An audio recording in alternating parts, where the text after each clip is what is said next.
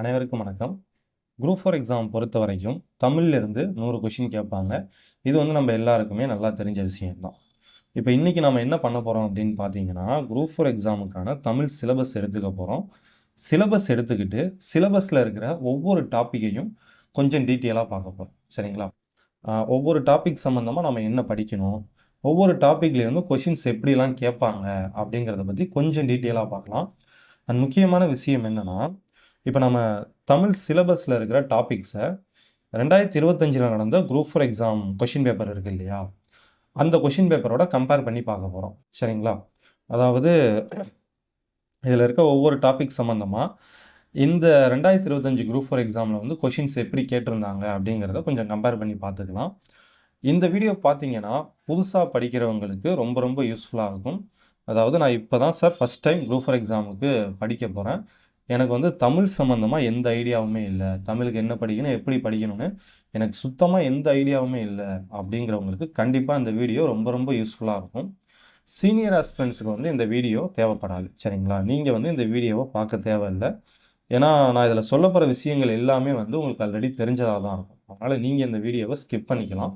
Skip பண்ணிட்டு வேறு ஏதாவது படிங்க. பட் நான் சொன்ன மாதிரி புதுசாக படிக்கிறவங்களுக்கு இந்த வீடியோ ரொம்ப ரொம்ப முக்கியமான ஒரு வீடியோ.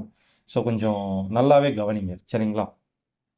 இப்போ நீங்கள் சிலபஸ் எடுத்து பார்த்தீங்கன்னா ஃபஸ்ட்டு வந்து இந்த 2 டாபிக் தான் கொடுத்துருப்பாங்க. பிரித்து எழுதுதல், சேர்த்து எழுதுதல். ரைட்டுங்களா? இந்த 2 டாப்பிக்குமே ரொம்ப ரொம்ப சிம்பிள் தான். இதை பற்றி பெருசாக எக்ஸ்பிளைன் பண்ணுறதுக்கு எதுவுமே கிடையாது. பிரித்து எழுதுதல்னா ஒன்றும் இல்லை, இந்த மாதிரி ஒரு வேர்டு ஒன்று கொடுத்துருப்பாங்க, அதை வந்து பிரித்து எழுத சொல்லுவாங்க. இப்போ செந்தமிழுங்கிறத நம்ம பிரித்து எழுதணும்னா செம்மை ப்ளஸ் தமிழ் அப்படின்னு எழுதுவோம். அதே மாதிரி சேர்த்து எழுதுதல்னா என்னென்னா, இந்த மாதிரி 2 வேர்டு கொடுத்துருப்பாங்க, இதை வந்து சேர்த்து எழுத சொல்லுவாங்க. இப்போ கருமை குயில், இந்த 2த்தையும் நம்ம சேர்த்து எழுதணும்னா கருங்குயில் அப்படின்னு எழுதுவோம். சரிங்களா? ஸோ இவ்வளோ தான், ரொம்ப சிம்பிள் தான். இப்போது இது சம்மந்தமாக நம்ம என்னென்ன படிக்கணும் அப்படின்னு பார்த்தீங்கன்னா, நீங்கள் ஸ்கூல் புக்கில் இந்த மாதிரி எங்கெல்லாம் பார்க்குறீங்களோ அது எல்லாத்தையும் படிச்சுக்க வேண்டியதான். ரைட்டுங்களா? ஆனால் இன்னொரு முக்கியமான விஷயம் என்னென்னா, இப்போ கடந்த 2 வருஷமாக பார்த்தீங்கன்னா இந்த 2 டாபிக் பொறுத்த வரைக்கும் நமக்கு ஸ்கூல் புக்லேருந்து கொஷின்ஸ் கேட்குறத விட அவுட் சோர்ஸ்லேருந்து தான் அதிகமாக கேட்குறாங்க. அதுவும் குறிப்பாக பார்த்தீங்கன்னா தமிழ் வளம் அப்படின்னு ஒரு புத்தகம் இருக்குது, இளங்குமரனார் அவர்கள் எழுதினது. சரிங்களா? இந்த புத்தகத்துலேருந்து தான் ரெகுலராக வந்து கொஷின் இப்போ ஒரு 2 வருஷமாக கேட்டுக்கிட்டு இருக்காங்க. ஸோ அதனால் நம்ம ஸ்கூல் புக்கும் இந்த புத்தகமும் இந்த டாப்பிக்கு படிக்கிற மாதிரி இருக்கும். ரைட்டுங்களா? ஸோ இதை பற்றி நம்ம பின்னாடி டீப்பாக பார்ப்போம். இன்னொரு நாள் வந்து நான் வந்து ஸ்கூல் புக்ஸையும் அவுட் சோர்ஸையும் எப்படி படிக்கணுங்கிறத பற்றி நல்லா தெளிவாகவே சொல்கிறேன். இப்போதைக்கு இந்த வீடியோ பார்த்தீங்கன்னா புதுசாக படிக்கிறவங்களுக்கு ஒரு ஐடியா கிடைக்கணும் அப்படிங்கிறத மட்டும்தான். அதனால் நம்ம கொஞ்சம் மேலோட்டமாக பார்த்துக்கலாம். ஸோ அப்போ ஃபஸ்ட்டு வந்து இந்த 2 டாபிக் இவ்வளோ தான் விஷயம்.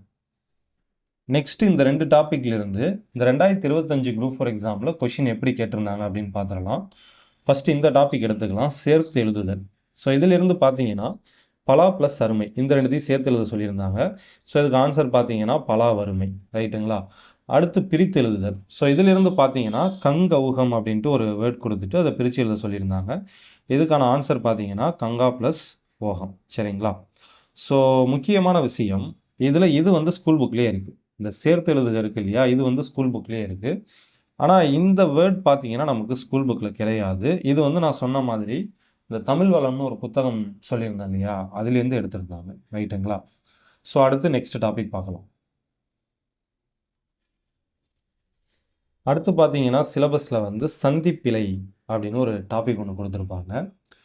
இப்போ இந்த சந்திப்பிழைனா என்ன அப்படின்னு பார்த்தீங்கன்னா, இப்போ ஒரு 2 வார்த்தைகள் இருக்குது அப்படின்னு வச்சுக்கலாம். இப்போ இதையே எடுத்துமே, அந்தன்னு ஒரு வார்த்தை இருக்குது, சட்டைன்னு ஒரு வார்த்தை இருக்குது. சரிங்களா? அதேமாதிரியே இந்த வார்த்தையும் எடுத்துக்கலாம், படித்தன்னு ஒரு வார்த்தை இருக்குது, பையன்னு ஒரு வார்த்தை இருக்குது. சரிங்களா? ஸோ அப்போ இந்த மாதிரி ஒரு 2 வார்த்தை, இதில் முக்கியமாக இந்த 2வது வார்த்தை இருக்குது இல்லையா, இந்த 2வது வார்த்தையோடைய முதல் எழுத்து வந்து கச தப. சரிங்களா? இதில் ஏதாவது ஒரு எழுத்தாக இருக்குன்னு வச்சுப்போம்.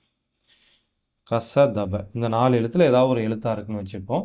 இல்லைனா இந்த 4 எழுத்துக்களுடைய வரிசையில் ஒரு எழுத்தாக இருக்குன்னு வச்சுக்கலாம். இப்போ இங்கே பார்த்தீங்கன்னா ச இருக்குது, இங்கே பார்த்தீங்கன்னா பையின்னு இருக்கா, பையங்கிறது ஒரு ப வரிசையில் ஒரு எழுத்து. சரிங்களா? பாப்பா பி பி பூ பூ அப்படின்னு சொல்லுவோம் இல்லையா, அந்த மாதிரி பையங்கிறது இந்த ப வரிசையில் ஒரு எழுத்து. ரைட்டுங்களா? அப்போது 2வதாக இருக்கிற வேர்டோட ஃபஸ்ட்டு எழுத்து இந்த 4 எழுத்தில் ஒன்றாவோ இல்லை அந்த 4 எழுத்துக்களுடைய வரிசையில் ஒரு எழுத்தாக இருந்தாவோ இந்த ரெண்டு வார்த்தையும் நம்ம சேர்த்து எழுதும்போது சில நேரங்களில் இக்கு, இச்சு, இத்து, இப்பு இந்த 4ல் ஏதாவது ஒன்று வந்து நம்ம சேர்த்து எழுதுகிற மாதிரி இருக்கும். இங்கே என்ன எழுத்து இருக்கோ அதை பொறுத்து இந்த 4ல் ஏதாவது ஒன்று நம்ம சேர்த்து எழுதுகிற மாதிரி இருக்கும். இப்போ உதாரணத்துக்கு இந்த வேர்டு எடுத்துங்க, அந்த சட்டை அப்படின்னு இருக்குது. இங்கே ஃபஸ்ட் எழுத்து பார்த்தீங்கன்னா ச. ஸோ அப்போ நம்ம சேர்த்து எழுதும்போது என்ன பண்ணியிருக்கோன்னா சாவுக்கு முன்னாடி இச்சு போட்டிருக்கோம். சரிங்களா? இதுக்கு வந்து நிறைய ரூல்லாம் இருக்குது, நான் அதெல்லாம் சொல்கிறேன். இப்போதைக்கு புதுசாக படிக்கிறவங்க இந்த டாபிக் என்னன்னு மட்டும் தெரிஞ்சுக்கோங்க, அதுக்காக தான் அதை சொல்கிறேன். ஸோ அப்போ சான்னு இருக்குது, சாவுக்கு முன்னாடி அதோடைய ஒற்று எழுத்தை போட்டிருக்காங்க, சாவுடைய மெய்யெழுத்தான இச்சை போட்டிருக்காங்க. ரைட்டுங்களா? இப்போ அதே மாதிரி இங்கே பார்த்தீங்கன்னா படித்த பையன் அப்படியே எழுதியிருக்காங்க, இடையில இப்பு வரல. சரிங்களா? ஸோ அப்போ இந்த மாதிரி தமிழை பொறுத்த வரைக்கும் இந்த மாதிரி 2 வார்த்தையை சேர்த்து எழுதும்போது சில நேரங்களில் சில இடங்களில் நாம் வந்து இந்த மெய்யெழுத்தை சேர்த்து எழுதுவோம், சில இடங்களில் அதை எழுத மாட்டோம். சரிங்களா? இதுதான் இந்த சந்திப்பிழை அப்படிங்கிறது. அதாவது 2 எழுத்துக்கள் சந்திக்கும் போது ஏற்படக்கூடிய பிழை. சரிங்களா? இப்போ அந்த சட்டைன்னு ரெண்டு வார்த்தைகள், தப்பாக சொல்லிட்டேன், 2 வார்த்தைகள் சந்திக்கும் போது ஏற்படக்கூடிய பிழை, அதுதான் சந்திப்பிழை. இப்போ இதில் பார்த்தீங்கன்னா அந்தங்கிறது ஒரு வார்த்தை, சட்டங்கிறது ஒரு வார்த்தை. இந்த ரெண்டுத்தையும் நம்ம சேர்த்து எழுதும்போது அங்கே வந்து இந்த மாதிரி இந்த மெய்யெழுத்து வருமா வராதான், இதுதான் மேட்ரு. சரிங்களா? இதை பற்றி நான் கிளாஸ் எடுக்கும்போது டீட்டெயிலாக சொல்கிறேன், இப்போதைக்கு ஜஸ்ட்டு தெரிஞ்சுக்கோங்க போதும். ரைட்டுங்களா? சரி, ஓகே. இப்போ இதுக்கு வந்து நம்ம என்ன படிக்கணும் அப்படின்னு பார்த்தீங்கன்னா நமக்கு ஸ்கூல் புக் இதுக்கு படித்தா போதும். சரிங்களா? ஸ்கூல் புக்லேயே இதை பற்றி தெளிவாக கொடுத்துருப்பாங்க. ஸ்கூல் புக்கில் பார்த்தீங்கன்னா வல்லினம் மிகும் இடங்கள், மிகா இடங்கள் அப்படின்னு கொடுத்துருப்பாங்க. ஸோ பார்த்தீங்கன்னா தெரியும், இந்த புத்தகம் பார்த்தீங்கன்னா 9ஆம் வகுப்பு தமிழ் புத்தகம். இதில் வல்லினம் மிகும் இடங்கள் அப்படின்னு சொல்லி கொடுத்துருக்காங்க இல்லைங்களா? ஸோ அதில் அது இருக்குது பாருங்கள், கசதபன் கொடுத்துருக்காங்க இல்லையா? ஸோ அதெல்லாம் நான் கிளாஸ் எடுக்கும்போது சொல்கிறேன், இப்போதைக்கு நம்ம ரொம்ப டீப்பாக போக வேணாம். ஸோ வல்லினம் மிகும் இடங்கள், அதே மாதிரியே வல்லினம் மிகா இடங்கள் அப்படின்னும் கொடுத்துருப்பாங்க. இங்கே இருக்குது பாருங்கள், வல்லினம் மிகா இடங்கள்னு இருக்கா? ஸோ இந்த ரெண்டுத்தையும் நம்ம தெளிவாக படிச்சுட்டாலே இந்த சந்திப்பிழையிலிருந்து கேட்குற கொஷினுக்கு நாம் கரெக்டாக ஆன்சர் பண்ணிக்கலாம். ரைட்டுங்களா? ஸோ அப்போது 2025 குரூப் 4 எக்ஸாமில் இந்த டாப்பிக்லேருந்து கொஷின் எப்படி கேட்டிருக்காங்க அப்படின்னு பார்த்துடலாம். ஸோ இந்த கொஷின் பாருங்கள், பின் வருவனவற்றுள் சந்திப்பிழையற்ற சொற்றொடரை தேர்க அப்படின்னு சொல்லி கேட்டிருக்காங்க. ஸோ இதில் கரெக்ட் எதுன்னு பார்த்தீங்கன்னா அங்கு கேட்டேன், இக்கு வந்திருக்கா? ஸோ இதுதான் கரெக்ட். இது எப்படி என்னங்கிறத நான் கிளாஸ் எடுக்கும்போது தெளிவாக சொல்கிறேன். அண்ட் முக்கியமான விஷயம் என்னென்னா இதில் ரூல் தான் கொடுத்துருப்பாங்க. ஸ்கூல் புக்கில் நீங்கள் பார்த்தீங்கன்னா வெறும் ரூல் தான் இருக்கும். அதாவது இந்த டாபிக் கீழே வல்லினம் மிகும் இடங்கள்னு கொடுத்துருக்காங்களா, இது கீழே வந்து ரூல்ஸை கொடுத்துருவாங்க. ஆனால் நமக்கு இந்த ரூல் புரியணும்னா இதில் கொடுத்துருக்கிறது புரியணும். என்ன சொல்ல வரேன்னா இப்போ சிம்பிளாக பாருங்கள், இதை எடுத்துங்க, ஈறுகெட்ட எதிர்மறை பெயரச்சத்தின் பின் வல்லினம் மிகும் அப்படின்னு இருக்குது. ரைட்டுங்களா? இப்போ நமக்கு இது புரியணும்னா, இதில் இவங்க சொல்லியிருக்கிறது புரியணும்னா இந்த ஈறுகெட்ட எதிர்மறை பெயரச்சம்னா என்னன்னு ஃபஸ்ட் நமக்கு புரியணும். சரிங்களா? ஸோ அப்போ நம்ம இதை படிச்சுட்டு அதுக்கப்புறம் தான் இந்த ரூலை படிக்கிற மாதிரி இருக்கும். இதை நான் கிளாஸ் எடுக்கும்போது சொல்கிறேன். இந்த டாபிக் சம்மந்தமாக நீங்கள் கவலைப்பட தேவையில்லை. இந்த டாபிக் வந்து நான் உங்களுக்கு கிளாஸ் எடுப்பேன். ஸோ அதனால் இது சம்மந்தமாக நீங்கள் கவலைப்பட வேணாம். இப்போதைக்கு வந்து கொஷின் எப்படி கேட்குறாங்க, இது சம்மந்தமாக நம்ம என்ன தெரிஞ்சுக்கணும் அப்படிங்கிறத மட்டும் பார்த்துங்க. ஸோ அதுக்கான ஒரு சின்ன இன்ட்ரோ தான் இது. சரிங்களா? 2 வார்த்தையை சேர்த்து எழுதுகிறோம். அப்படி சேர்த்து எழுதும்போது சில நேரங்களில் இடையில மெய்யெழுத்து வரும், சில நேரங்களில் இடையில மெய்யெழுத்து வராது. ரைட்டுங்களா? இது ஏன், எந்தெந்த இடத்துல மெய்யெழுத்து வரும், எந்தெந்த இடத்துல மெய்யெழுத்து வராது அப்படிங்கிறதெல்லாம் நம்ம கிளாஸ் பார்க்கும்போது பார்த்துக்கலாம். ஓகேங்களா? அடுத்த டாபிக் பார்க்கலாமா? அடுத்து பார்த்தீங்கன்னா சிலபஸில் வந்து குறில் நெடில் வேறுபாடு அப்படின்னு சொல்லிட்டு ஒரு டாபிக் கொடுத்துருப்பாங்க. இது வந்து சிம்பிளான டாபிக் தான், ஆனால் அது சம்மந்தமாக நம்ம படிக்க வேண்டியது கொஞ்சம் அதிகமாக இருக்கும். சரிங்களா? அதிகமாகங்கிறத விட அவுட் சோர்ஸ் படிக்கணும், அதை தான் அப்படி சொல்லிட்டேன், மன்னிக்கவும். சரி, ஓகே. குறில் நெடில் வேறுபாடு அப்படின்னா என்னென்னா, இப்போ எக்ஸாம்பிளுக்கு இதை பாருங்கள், வீடு வீடு. இப்போ விங்கிறது இதில் குறில் எழுத்து, விங்கிறது நெடில் எழுத்து. சரிங்களா? அப்போது இதுக்கு என்ன மீனிங் வரும், இதுக்கு என்ன மீனிங் வரும் அப்படின்னு நாம் தெரிஞ்சுக்கணும். சரிங்களா? அதே மாதிரி இப்போ படு பாடு. ஸோ இதில் பார்த்தீங்கன்னா இந்த பங்கிறது குறில் எழுத்து, பாங்கிறது நெடில் எழுத்து. இதுக்கு என்ன மீனிங் வரும், இதுக்கு என்ன மீனிங் வரும் அப்படின்னு நாம் தெரிஞ்சுக்கணும். ஸோ இது சம்மந்தமாக ஸ்கூல் புக்ஸில் கொஞ்சம் டேட்டாஸ் இருக்கும்.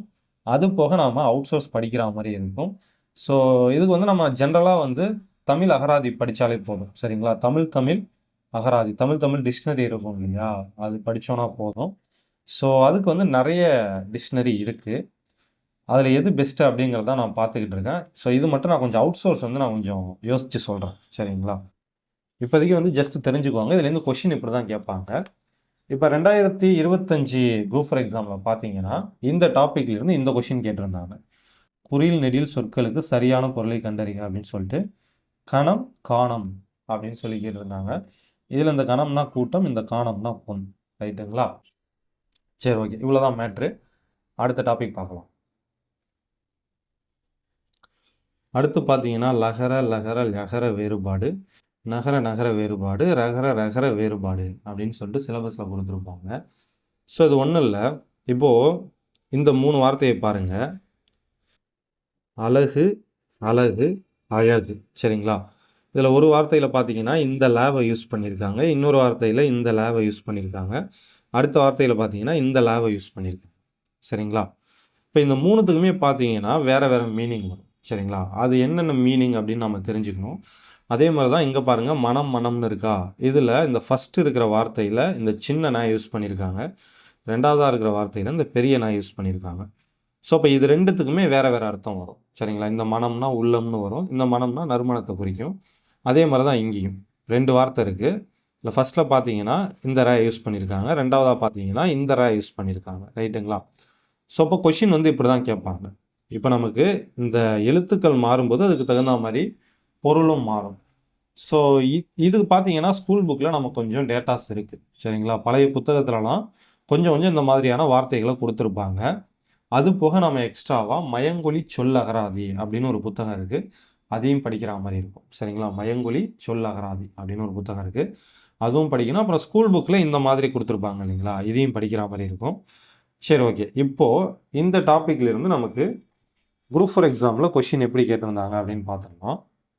ஸோ அதில் 60வது கொஷின் பாருங்கள். ஒளி வேறுபாடு அறிந்து சரியான பொருளை தேருக அப்படின்னு சொல்லி கேட்டுட்டு களி கழி அப்படின்னு 2 கொடுத்துருந்தாங்க. ஸோ இதில் பாருங்கள், இந்த லீ கொடுத்துருக்காங்க, இந்த லீ கொடுத்துருக்காங்க. சரிங்களா? இந்த லீ பார்த்தீங்கன்னா இந்த ல வரிசையில் ஒரு எழுத்து, அதேமாதிரி இந்த லீ பார்த்தீங்கன்னா இந்த ல வரிசையில் ஒரு எழுத்து. இப்போ இந்த ரெண்டுத்துக்கு என்ன டிஃப்ரென்ஸ், இந்த ரெண்டுத்துக்கு என்ன பொருள் அப்படிங்கிற மாதிரி தான் கேட்டிருந்தாங்க. அண்ட் அடுத்து அதேமாதிரி பார்த்தீங்கன்னா இந்த கொஷின். ஸோ 72வது கொஷின் பாருங்கள். பொறுத்துக டைப்பில் கொடுத்துட்டாங்க. மானி மானி, ஒன்று வந்து 3 சொல்லினா, இன்னொன்று 2 சொல்லினா. அடுத்து வந்து கனகம் கனகம், ஒன்று 3 சொல்லினா, இன்னொன்று 2 சொல்லினா. ஸோ இந்த மாதிரி கேட்டிருந்தாங்க. இப்போ இதுக்கெல்லாம் நமக்கு மீனிங் தெரிஞ்சால் நாம் இந்த கொஷினுக்கு ஆன்சர் பண்ணிடலாம். நான் ஏற்கனவே சொன்ன மாதிரி இது சம்மந்தமாக ஸ்கூல் புக்கில் இருக்குது. அதேமாதிரி அவுட் சோர்ஸ்னு பார்த்தா மயங்கொலி சொல்லகராதி அப்படின்னு ஒரு புத்தகம் இருக்குது. ஸோ ஆனால் அந்த மயங்கொலி சொல்லகராதியில் நிறைய வேர்ட்ஸ் இருக்குது. இதை பற்றி நான் பின்னாடி சொல்கிறேன். சரிங்களா? அதெல்லாம் இன்னொரு நாள் பார்த்துக்கலாம். இப்போதைக்கு அதெல்லாம் உள்ளே கொண்டு வர வேணாம். ஜஸ்ட் இப்போதைக்கு சிலபஸில் என்ன இருக்குது அப்படின்னு மட்டும் பார்த்துக்கலாம். ஸோ அடுத்த டாபிக் பார்க்கலாமா? அடுத்து பார்த்தீங்கன்னா இன எழுத்துக்கள் அறிதல், சுட்டெழுத்துக்கள், வினா எழுத்துக்கள் அப்படின்னு சொல்லி கொடுத்துருப்பாங்க. இதில் வந்து நம்ம ஃபஸ்ட்டு இந்த இன எழுத்துக்கள் அறிதல்னு இருக்கு இல்லையா, இதை பார்த்துடலாம்.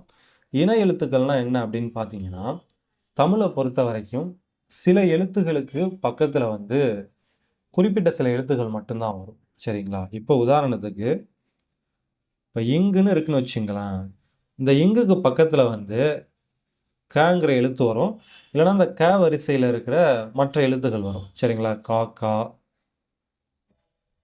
கி. ஸோ இந்த மாதிரி அப்படியே போகும் இல்லையா? இங்குன்னு இருந்தாலே இதுக்கு பக்கத்தில் பார்த்தீங்கன்னா இந்த க இல்லைன்னா க வரிசையில் இருக்கிற மற்ற எழுத்துக்கள் தான் வரும். மேக்ஸிமம் இப்படி தான் இருக்கும். இதுக்கு சில விதிவிலக்குகள் இருக்குது, பட் நமக்கு வந்து அதெல்லாம் தேவையில்லை. சரிங்களா? மேக்ஸிமம் ஒரு 99% பார்த்தீங்கன்னா இங்குன்னு இருந்தால் பக்கத்தில் வந்து கங்கிற எழுத்து தான் வரும். இப்போ உதாரணத்துக்கு பார்த்தீங்கன்னா தங்கம் எடுத்துக்கலாமா? தங்கம் இங்கே இருக்குது, அடுத்து பார்த்தீங்கன்னா கங்கிற எழுத்து இருக்கா? ஸோ இதை தான் நம்ம இணை எழுத்துக்கள் அப்படின்னு சொல்லுவோம். அடுத்து பார்த்தீங்கன்னா அதே மாதிரி இப்போ இஞ்சின்னு இருக்குன்னு வச்சுங்களேன், பக்கத்தில் சேங்கிற எழுத்து கண்டிப்பாக இருக்கும். ச இல்லைன்னா ச வரிசையில் சா சா சி சை, ஸோ இந்த மாதிரியான எழுத்துக்கள் வரும். ரைட்டுங்களா? இப்போ இதுக்கு உதாரணம் பார்த்தீங்கன்னா மஞ்சள். சொல்லாமா? ஸோ இஞ்சிருக்கு பக்கத்தில் ச இருக்கா? இஞ்சுக்கு பக்கத்தில் ச. ஸோ இந்த மாதிரி இருக்கிறது தான் இணை எழுத்துகள் அப்படின்னு சொல்லுவோம். இது வந்து நமக்கு ஸ்கூல் புக்லேயே இருக்குது. ஸ்கூல் புக்கில் இருக்கிற டேட்டா வந்து தாராளமாக போதும். அதை தாண்டி வந்து நம்ம அவுட் சோர்ஸ் படிக்கணும் அப்படின்னு அவசியம் இல்லை. ஸ்கூல் புக்கில் இருக்கிறது தாராளமாக போதும். 6ஆம் வகுப்பு புத்தகத்தில் இருக்குதுன்னு நினைக்கிறேன். சரிங்களா? 6ஆம் வகுப்பு தமிழ் புத்தகத்தில் இருக்குது. சரி, ஓகே. இப்போ அடுத்து சுட்டு எழுத்துகள் அப்படின்னா என்னன்னா, ஒரு பொருளையோ ஒரு இடத்தையோ இல்லை ஒரு நபரையோ சுட்டி காட்ட நாம் பயன்படுத்துகிற எழுத்துக்களை தான் சுட்டெழுத்துகள் அப்படின்னு சொல்லுவோம். இப்போ உதாரணத்துக்கு ஒரு பையன் இருக்கான். சரிங்களா? ஒரு பையன் இருக்கான். அவனோட ஃப்ரெண்டு இங்கே இருக்கான்னு வச்சுப்போம். இங்கே ஒரு டேபிள் இருக்குது. இது சும்மா டேபிள்னு வச்சுங்க. இந்த டேபிள் மேலே ஏதோ ஒரு பொருள் இருக்குது. சம்திங் ஏதோ ஒரு பொருள் இருக்குது. இப்போ இவன் என்ன பண்ணுறான், இவன் ஃப்ரெண்டுக்கிட்ட மேஜையின் மீது உள்ள அப்பொருளை எடு அப்படின்னு இதை சொல்கிறான். இந்த பொருளை வந்து எடுக்க சொல்கிறான். சரிங்களா? அப்பொருளை எடு அப்படின்னு சொல்கிறான் இல்லையா? இதில் அது என்ன பொருள் நமக்கு தெரியல. ஏதோ ஒரு பொருள் இருக்கட்டும். அந்த பொருளை சுட்டி காட்டுறதுக்கு ஆங்கிற எழுத்தை அவன் யூஸ் பண்ணுறான். சரிங்களா? அப்பொருளை அப்படின்ட்டு ஆங்கிற எழுத்தை யூஸ் பண்ணுறான். ஸோ இந்த ஆங்கிறது பார்த்தீங்கன்னா சுட்டெழுத்து. தமிழில் இந்த மாதிரி இன்னும் ஒரு 2 எழுத்து இருக்குது. அ, இ, ஓ. சரிங்களா? இந்த 3ம் பார்த்தீங்கன்னா சுட்டெழுத்துகள் அப்படின்னு சொல்லுவோம். இதில் இப்போ இந்த ஊங்கிறது வந்து நாம் யூஸ் பண்ணுறதில்ல. ஆவும் ஈயும் தான் யூஸ் பண்ணிக்கிட்டு இருக்கோம். ரைட்டுங்களா? ஸோ அப்போ ஒரு பொருளையோ ஒரு இடத்தையோ ஒரு நபரையோ சுட்டி காட்டுறதுக்கு நாம் யூஸ் பண்ணுற எழுத்துக்களை தான் சுட்டெழுத்துகள் அப்படின்னு சொல்லுவோம். சுட்டெழுத்துகள் மொத்தம் 3 இருக்குது. இதில் இது வந்து இப்போ நம்ம யூஸ் பண்ணுறது கிடையாது. இப்போ மற்ற 2க்கு எக்ஸாம்பிள் பார்த்தோன்னா அப்பக்கம். சரிங்களா? அப்பக்கம். ஈக்கு பார்த்தீங்கன்னா என்ன சொல்லலாம், இப்பொருள்னு வச்சுப்போமே, சிம்பிளாக பார்த்துப்போம். இப்பொருள். ஸோ இந்த மாதிரி நாம் வந்து சுட்டி காட்டுறோம். சரிங்களா? இந்த மாதிரி சுட்டி காட்டுறதுக்கு யூஸ் பண்ணுற எழுத்துக்களை சுட்டெழுத்துக்கள் அப்படின்னு சொல்லுவோம். இதுவும் வந்து ஸ்கூல் புக்லேயே இருக்குது. ஸ்கூல் புக்கில் இருக்கிற டீட்டெயில்ஸ் வந்து தாராளமாக போதும். இதுவுமே பார்த்தீங்கன்னா 6ஆம் வகுப்பு புத்தகத்திலே இருக்குது. சரிங்களா? 6ஆம் வகுப்பு 2ஆம் பருவம்னு நினைக்கிறேன். அந்த புத்தகத்தில் இருக்கும். அடுத்து பார்த்தீங்கன்னா வினா எழுத்துக்கள். ஸோ இதுலேயே இருக்குது. கொஷின் ரைஸ் பண்ணுறதுக்கு நம்ம யூஸ் பண்ணுற எழுத்துக்களை வினா எழுத்துக்கள் அப்படின்னு சொல்லுவோம். இப்போ உதாரணத்துக்கு 5 எழுத்து இருக்குதுன்னு நினைக்கிறேன் வினா எழுத்து. ஏன்னா நான் ரிவிஷன் பார்த்து ரொம்ப நாள் ஆகுது. சும்மா ஜஸ்ட் உங்களுக்கு சொல்கிறதுக்காக தான். 5 எழுத்து இருக்குது. ஆங்கிற எழுத்தை நம்ம வினா எழுத்தாக யூஸ் பண்ணுவோம். அதுக்கப்புறம் பார்த்தீங்கன்னா ஏங்கிற எழுத்தை யூஸ் பண்ணுவோம். அதுக்கப்புறம் ஏங்கிற எழுத்தையும் வினா எழுத்தாக யூஸ் பண்ணுவோம்.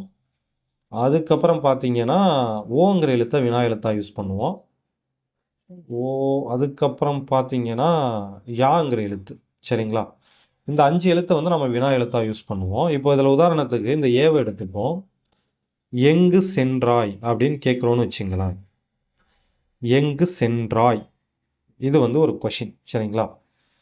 இப்போது இதை பாருங்கள். இது கொஷினாக மாறுறதுக்கு காரணம் பார்த்தீங்கன்னா இந்த எழுத்து தான். இந்த வார்த்தையை கொஷினாக மாற்றுறது இந்த எழுத்து தான். எங்குங்கிற வார்த்தையில் இருக்கிற இந்த ஏங்கிற எழுத்து தான் இதை கொஷினாக மாற்றுது. அதே மாதிரி இப்போ ஏவை எடுத்துக்கிட்டோன்னா ஏன் செய்தாய், ஏன் இப்படி செய்தாய் அப்படின்லாம் சொல்லுவோம் இல்லையா? ஸோ இந்த மாதிரி உள்ளது தான். இந்த மாதிரி நம்ம கொஷின் ரைஸ் பண்ண என்னென்ன வேர்ட்ஸ் என்னென்ன லெட்டர்ஸ் யூஸ் பண்ணுறோமோ அதுதான் வந்து நம்ம வினா எழுத்துகள் அப்படின்னு சொல்லுவோம். இதுவும் சிம்பிள் தான். இதுவும் வந்து ஸ்கூல் புக்லேயே இருக்குது. ஸ்கூல் புக்கில் இருக்கிற தகவல் தாராளமாக போதும். அதை தாண்டி நம்ம அவுட் சோர்ஸ் படிக்கணும்னு அவசியம் இல்லை. இதுவுமே பார்த்தீங்கன்னா 6ஆம் வகுப்பு தமிழ் புத்தகத்திலே இருக்குது. 6ஆம் வகுப்பு 2ஆம் பருவம் தான் நினைக்கிறேன். இது 2 சேர்ந்து இருக்கும்னு நினைக்கிறேன். இந்த டாப்பிக்கும் இதுவும் சேர்த்து கொடுத்துருப்பாங்க. இது தனியாக இருக்கும். சரிங்களா? ஸோ இவ்வளோ தான் விஷயம். இது ரொம்ப ரொம்ப சிம்பிள் தான். ரைட்டுங்களா? சரி, ஓகே. இப்போது இந்த டாப்பிக்லேருந்து நமக்கு குரூப் 4ல் கொஷின் எப்படி கேட்டிருக்காங்க அப்படின்னு பார்த்துடலாம். ஸோ இதிலே இருந்திருக்கு. இதை பார்த்து கூட சொல்லியிருந்திருக்கலாம். சரி, ஓகே. இந்த கொஷின் பாருங்கள். கூற்று வினவ பயன்படும் எழுத்துக்கள் வினா எழுத்துக்கள் எனப்படும். ஏ, யா, ஆ, ஓ எனும் எழுத்துக்கள் வினா எழுத்துக்கள் ஆகும். இவ்வினா எழுத்துக்களை இடவினா எழுத்துக்கள் என குறிக்கலாம் அப்படின்னு சொல்லிட்டு கூற்று காரணம் மாதிரி ஒரு கொஷின் கேட்டிருக்காங்க. இது நீங்கள் ஸ்கூல் புக் படித்தாலே தாராளமாக கரெக்டாக ஆன்சர் பண்ணிக்கலாம். ரைட்டுங்களா? அதே மாதிரியே வேறு பார்த்தீங்கன்னா இன்னும் 2-3 கொஷின் இதுலேருந்து கேட்டிருந்தாங்க. இதோ இருக்கு பாருங்கள். ஸோ இப்போ நாம் ஃபஸ்ட்டு இப்போ பார்த்தது வந்து வினா எழுத்து. சரிங்களா? வினா எழுத்தை பேஸ் பண்ணி கேட்டிருக்காங்க. இப்போ இந்த 7வது கொஷின் பார்த்தீங்கன்னா வினா எழுத்துக்களை பேஸ் பண்ணி கேட்டிருந்தாங்க. அடுத்து நம்ம பார்க்க போகிறது இப்போ 70வது கொஷின் பார்த்தோம் இல்லையா? அது பார்த்தீங்கன்னா இணை எழுத்துக்களை பேஸ் பண்ணி கேட்டிருக்காங்க. சரிங்களா? ஸோ இதில் பாருங்கள், கூற்று மெய்யெழுத்துக்களைப் போலவே உயிரெழுத்துகளிலும் இணை எழுத்துக்கள் உண்டு. காரணம், உயிரெழுத்துகளில் குறிலுக்கு நெடிலும் நெடிலுக்கு குறிலும் இணை எழுத்துக்கள் ஆகும். இந்த கொஷின் பார்த்தீங்கன்னா நம்ம ஸ்கூல் புக்கை கரெக்டாக படிச்சிருந்தாலே இதுக்கு ஈஸியாக ஆன்சர் பண்ணிடலாம்.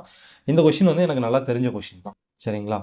நான் அடிக்கடி ஒரு விஷயத்த சொல்லுவேன். நம்ம வந்து எக்ஸாமில் கிளியர் பண்ணணும்னா நிறைய படிக்கணும்னு அவசியம் கிடையாது. நம்ம படித்ததுலேருந்து கேட்குற கொஷினுக்கு வந்து கரெக்டாக ஆன்சர் பண்ணால் போதும். அதில் வந்து நம்ம தப்பு பண்ணாமல் இருந்தால் போதும் அப்படின்னு இதோட ஒரு 10-15 தடவை சொல்லியிருக்கேன்னு நினைக்கிறேன். நிறைய வீடியோவில் இந்த பாயிண்ட்டை சொல்லியிருக்கேன். எதுக்காகனா, இப்போ இந்த கொஷின் பார்த்தீங்கன்னா எனக்கு நல்லா தெரியும். ஆன்சர் பார்த்தீங்கன்னா அதுக்கு ஆப்ஷன் சி. சரிங்களா? எக்ஸாம் எழுதும்போது இதுதான் ஆப்ஷன் நான் கன்ஃபார்ம்லாம் பண்ணிட்டேன். ஆனால் நான் என்ன பண்ணிட்டேன்னா, ஷேர் பண்ணும்போது ஆப்ஷன் ஏவை ஷேர் பண்ணிட்டேன்.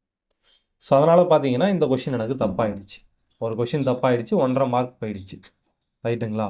ஸோ இந்த மாதிரியான தவறுகளை வந்து நம்ம சரி பண்ணிக்கிட்டாலே போதும். நம்ம பெரிய அளவில் படிக்கணும்னு அவசியம் இல்லை. கம்மியாக படித்தாலும் இந்த கம்மியாக படிக்கிறதுலேருந்து வர கொஷினுக்கு நம்ம எந்த தப்பும் பண்ணாமல் கரெக்டாக ஆன்சர் பண்ணாலே போதும். சரிங்களா?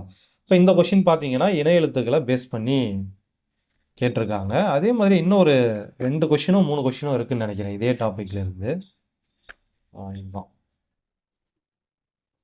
ஸோ அடுத்து பாருங்கள், இது வந்து சுட்டெழுத்துக்களை பேஸ் பண்ணி கேட்டிருக்காங்க. சரிங்களா? கூற்றுன்னு சொல்லிட்டு ஒன்றை சுட்டி காட்ட வரும் எழுத்துகளுக்கு சுட்டெழுத்துகள் என்று பெயர் அப்படின்னு சொல்லியிருக்காங்க. இது கரெக்டு தான். அடுத்து காரணம் பாருங்கள். ஸோ ஏ, யா, ஆ, ஓ, ஏ என்பன சுட்டெழுத்துக்களாக வந்து பிறவற்றை சுற்றுகிறது அப்படின்னு சொல்லி கொடுத்துருக்காங்க.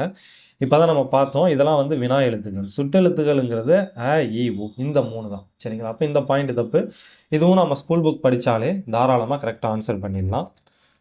ஸோ அதே மாதிரியே பாருங்கள், கூற்று அப்பக்கம் இப்பக்கம் முப்பக்கம் என்பன சுட்டு சொற்களாகும். கரெக்டு தான். இடப்பொருளை சுட்டுவதற்காக அ, இ, உ வந்துள்ளது. இதுவும் கரெக்டு தான். இதுவும் ஸ்கூல் புக் படித்தாலே போதும், கரெக்டாக ஆன்சர் பண்ணிடலாம்.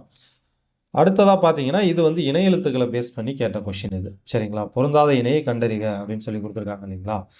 ஸோ இது 2 இணை எழுத்து, இது 2 இணை எழுத்து, இது 2 இணை எழுத்து.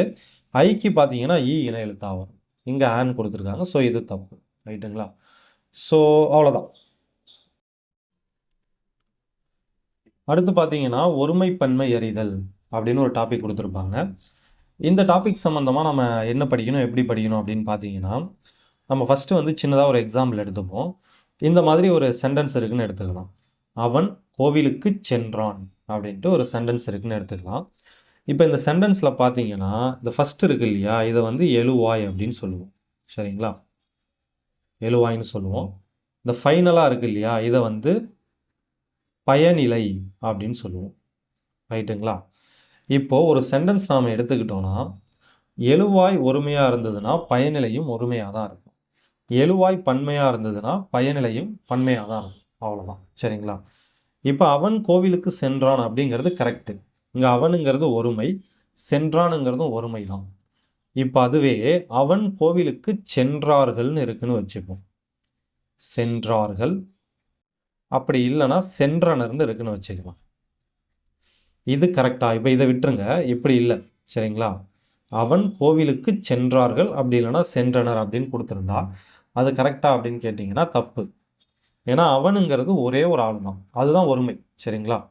ஒருமைனா ஒன்றும் இல்லை, ஒரு நபரையோ ஒரு பொருளையோ ஒரு இடத்தையோ குறிக்கிறது. பன்மைனா பல நபர்களையோ பல பொருட்களையோ பல இடங்களையோ குறிக்கிறது. அவ்வளோதான் மேட்ரு. ஸோ அப்போ அவனுங்கிறது ஒருமை, ஒரே ஒரு ஆளை தான் குறிக்குது. ஆனால் சென்றார்கள் அப்படிங்கும்போது நிறைய பேரை குறிக்குது. சரிங்களா? அவர்கள் சென்றார்கள் அப்படின்னு வரலாம். ரைட்டுங்களா? அப்படி இருந்தால் கரெக்டு. அவன் சென்றார்கள் அப்படிங்கிறது தப்பு. சரிங்களா? ஸோ இந்த மாதிரி தான் நமக்கு கொஷினும் கேட்பாங்க. இப்போ அதே மாதிரியே இன்னொரு எக்ஸாம்பிள் எடுத்துப்போம். என்ன எடுக்கலாம்?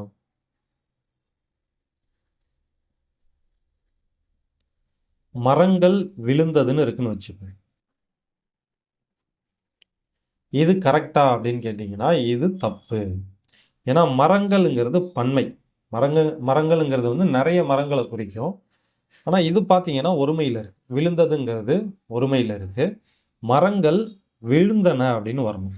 சரிங்களா? மரங்கள் விழுந்தன அப்படின்னு வரணும். இப்போ வெறும் மரம்னு மட்டும் இருக்குன்னு வச்சுப்போம். மரம் அப்படின்னு இருந்ததுன்னா மரம் விழுந்தது அப்படின்னு நம்ம சொல்லலாம். இது கரெக்டு. ஒரே ஒரு மரத்தை மட்டும் நம்ம சொன்னோம்னா மரம் விழுந்தது அப்படின்னு சொல்லலாம், அது கரெக்டு. ஆனால் இப்போ மரங்கள்ங்கிறது பன்மை. ஸோ அப்போ விழுந்தன அப்படின்னு தான் வரணும். இதெல்லாம் வந்து நான் கிளாஸ் எடுக்கும்போது உங்களுக்கு தெளிவாகவே சொல்கிறேன். இப்போதைக்கு வந்து ஜஸ்ட் தெரிஞ்சு வச்சுக்கோங்க. இந்த டாபிக் என்ன, இந்த டாப்பிக்லேருந்து கொஷின் எப்படி வரும் அப்படிங்கிறத தெரிஞ்சுக்கோங்க. அது மட்டும் போதும். சிம்பிளாக சொல்லணும்னா, ஒருமைனா ஒரு பொருளையோ ஒரு நபரையோ ஒரு இடத்தையோ குறிக்கும். அதாவது சிங்கிள் ஒன்றே ஒன்று குறிக்கும். பன்மைனா பல பொருட்களையோ பல இடங்களையோ பல நபர்களையோ குறிக்கும். அவ்வளோதான். ஸோ ரொம்ப ரொம்ப சிம்பிளான டாபிக் தான். ரொம்ப கஷ்டம்லாம் சொல்ல முடியாது. இப்போது இந்த டாப்பிக்ல இருந்து கேட்ட ஒரு கொஷினை பார்த்துடலாம். 48வது கொஷின் பாருங்க. ஒருமை பன்மை பிழையறிந்து சரியான தொடரறிதல் அப்படின்னு சொல்லி கேட்டிருந்தாங்க. அவர் கோவிலுக்கு சென்றனர் அப்படின்னு சொல்லி கொடுத்துருக்காங்க. சரிங்களா, இதை நம்ம ஆல்ரெடி டிஸ்கஸ் பண்ணிட்டோம்னு நினைக்கிறேன் இல்லையா? நான் அந்த எக்ஸ்பிளைன் பண்ணி ஒரு வீடியோ போட்டிருந்தேன் இல்லையா, அதிலே சொல்லியிருப்பேன். ஸோ அதனால் சரி பரவாயில்ல, இன்னொரு டைம் சொல்லலாம்.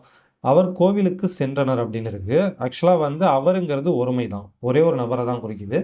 அப்போ அவர் கோவிலுக்கு சென்றார் அப்படின்னு வந்திருக்கும். சரிங்களா, அவர் கோவிலுக்கு சென்றார் அப்படின்னு வந்திருக்கணும். அடுத்து பாருங்க, மரம் முறிந்து விழுந்ததுன்னு வந்திருக்கணும். மரங்கிறது ஒருமை, விழுந்தனங்கிறது பன்மையை குறிக்கும். இப்போ மரம் முறிந்து விழுந்தது அப்படின்னு வந்திருக்கணும். இதுவும் தப்பு. ஸோ இது கரெக்டு. சீவகனிடம் விடாமுயற்சி இருந்தது. சீவகனுங்கிறது ஒரே ஒரு ஆள் தான். விடாமுயற்சிங்கிறதும் ஒரு விஷயம்தான், ஒரே ஒரு விஷயம்தான். சரிங்களா, இப்போ ரெண்டுமே கரெக்டாக இருக்குது. இருந்ததுங்கிறதும் ஒருமை தான். ஸோ கரெக்டாக இருக்குது. இதை நான் ஆல்ரெடி டிஸ்கஸ் பண்ணியிருக்கோம் நாம். சரிங்களா, ஆல்ரெடி வந்து நான் சொல்லியிருக்கேன்னு நினைக்கிறேன் இதை பற்றி. அந்த தமிழில் ஒவ்வொரு கொஷினாக எக்ஸ்பிளைன் பண்ணி போட்டேன் இல்லையா, அந்த வீடியோலேயே சொல்லியிருப்பேன். ஸோ அதனால் போதும், இதோட நம்ம ஸ்டாப் பண்ணிக்கலாம்.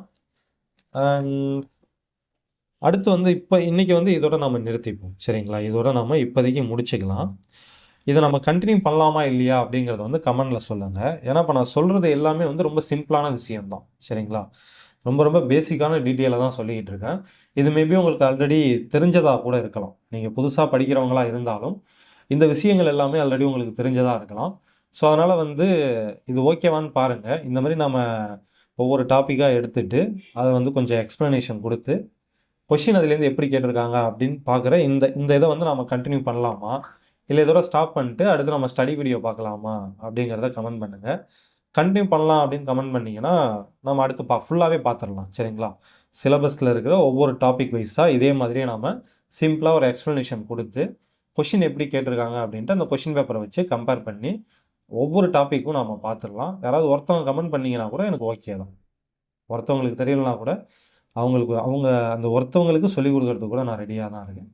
ஸோ அதனால் தேவைப்பட்டுச்சுன்னா கமெண்ட் பண்ணுங்கள். இப்போதைக்கு இதோட முடிச்சுப்போம். இன்னும் நிறைய டாபிக் இருக்குது, அதெல்லாம் உங்களுக்கு தேவைப்பட்டுச்சுன்னா கமெண்ட் பண்ணுங்கள். இதை நாம் கண்டினியூ பண்ணலாம். சரிங்களா?